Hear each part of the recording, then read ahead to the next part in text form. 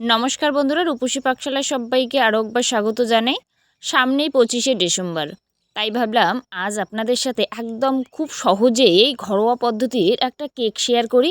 বানানো যেমন সহজ, আর এটা কিন্তু হবে একদম নরম তুলতুলে, আর ঘরে থাকা একদম কিন্তু সামান্য উপকরণ দিয়ে এটা তৈরি করা যায়। খেতে ভীষণ সুন্দর হয়।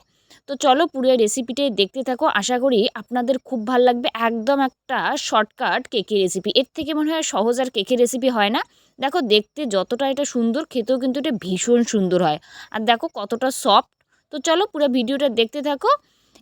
এই ভিডিওটা দেখলে কিন্তু যে কেউ বাড়িতেই খুব সহজেই কিন্তু কেক তৈরি করতে পারবে। তো চলো স্কিপ না করে পুরো ভিডিওটা দেখতে থাকো। বানানোর জন্য ফার্স্টে লাগবে হাফ কাপ কিন্তু সুজি এই জায়গায়, আর হচ্ছে 1 কাপ কিন্তু দুধ, একেবারেই কিন্তু সামান্য একদম সুজি, আর 1 হচ্ছে কাপ চিনি। এই কাপের মাপেই কিন্তু সব উপকরণগুলো এই জায়গায় ব্যবহার করব। তো এটা দেওয়ার পরে কিন্তু মিনিমাম কিন্তু 15 মিনিটের মতো রাখা লাগবে, তাতে কিন্তু চিনিটা বেশ ভালো গলবে আর সুজিটাও বেশ ভালো নরম হবে। তো 15 মিনিট পর কিন্তু ফিরে আসি।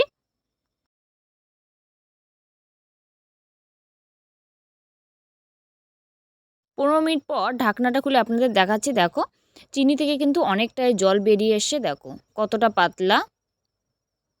এতে এটা ভালো করে এবার মেশানোর পর এই জায়গায় সামান্য পরিমাণ একটু কিন্তু নুন দিতে হবে, তাহলে কিন্তু কেকের টেস্ট কিন্তু খুব সুন্দর হয়। এরপর আটা বা ময়দা যেটা হাতের কাছে থাকবে সেটাই দিবেন এই জায়গায়।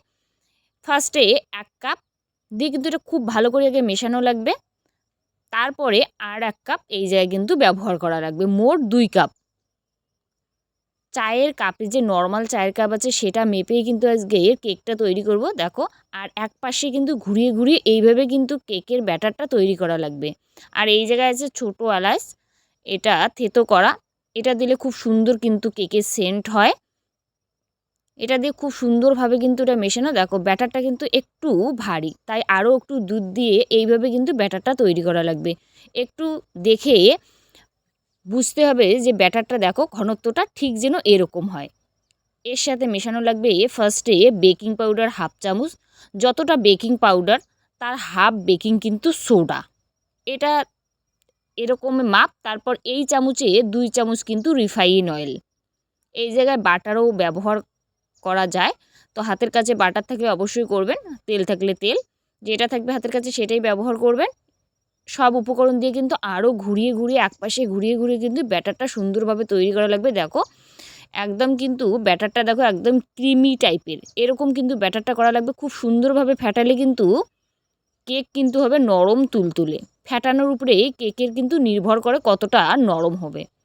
ওটা এক সাইডে রাখার পর যেই বাটিটাতে কেক বেক করব সেই বাটিটার মধ্যে অল্প একটু রিফাইন অয়েল ভালোভাবে কিন্তু এইভাবে ব্রাশ করা লাগবে। ব্রাশ করার পর এতে সামান্য পরিমাণ আটার গুঁড়ি এইভাবে দিয়ে কিন্তু সুন্দরভাবে বাটিটায় কিন্তু কভার করা লাগবে। দেখো একদম কিন্তু তেলটাও যেভাবে বাটিটায় দিতে হবে সেভাবে কিন্তু আটার যে গুঁড়িটাও সুন্দরভাবে লাগানোর পর কিন্তু এইভাবে কিন্তু ব্যাটারটা দিয়ে একটু ঝাঁকা লাগবে। তাতে কী হবে, ভিতরের যে বাতাসটা সেটা বেরিয়ে আসবে, নইলে কেকের ভিতরে অনেক টাইমে দেখবেন যে ফাঁকা হয়। এটা ওই ক্ষেত্রে হয়, একটু ঝাঁকি নিলে সেরকম ফাঁকা কিন্তু হবে না। এরপর এই জায়গায় কিশমিশ কুচি করা সেটা উপরে একটু সাজিয়ে দিব। আপনার কাছে যদি অন্য কোনো ড্রাই ফ্রুট থাকে অবশ্যই এই জায়গায় ব্যবহার করতেই পারেন, তবে কিশমিশ দিলে কিন্তু বেশ আমার কাছে ভালো লাগে, তাই বেশি করে একটু কিশমিশ দিয়ে দিলেন উপরে সাজানোর জন্য। এরপর যেহেতু আজকে প্রেশার কুকারে করব, তাই প্রেশার কুকারের ভিতরে একটা এরকম প্লেট দেওয়ার পর তার উপরে কেকের যে বাটিটা আছে সেটা এইভাবে বসিয়ে দিয়ে প্রেশারের যে সিটিটা আছে সেটা কিন্তু খোলা লাগবে। খোলার পরে এইভাবে কিন্তু ঢাকনাটা বন্ধ করা লাগবে।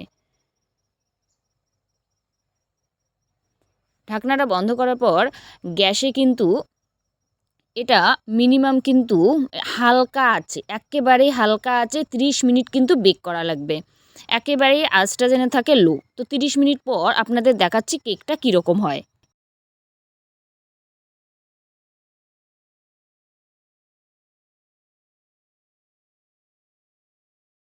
30 মিনিট পর আপনাদের ঢাকনাটা খুলে দেখাচ্ছি।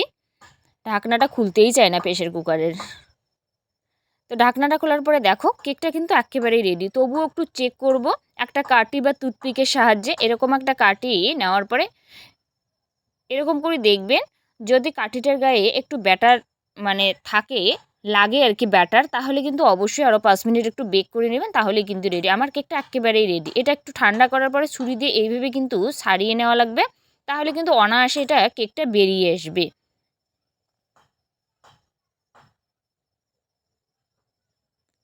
এইভাবে থালায় উল্টো করে একটু ট্যাপ করলেই কিন্তু খুব সুন্দরভাবে এটা কিন্তু কেকটা বেরিয়ে আসবে। আর কেকটা দেখো দেখো কতটা সুন্দর, এটা একেবারেই পোড়া টোড়া কিচ্ছু লাগেনি, একদম সুন্দর কিন্তু এটা দেখতে। এটা যতটা সুন্দর হয় খেতেও কিন্তু এটা ভীষণ সুন্দর হয়।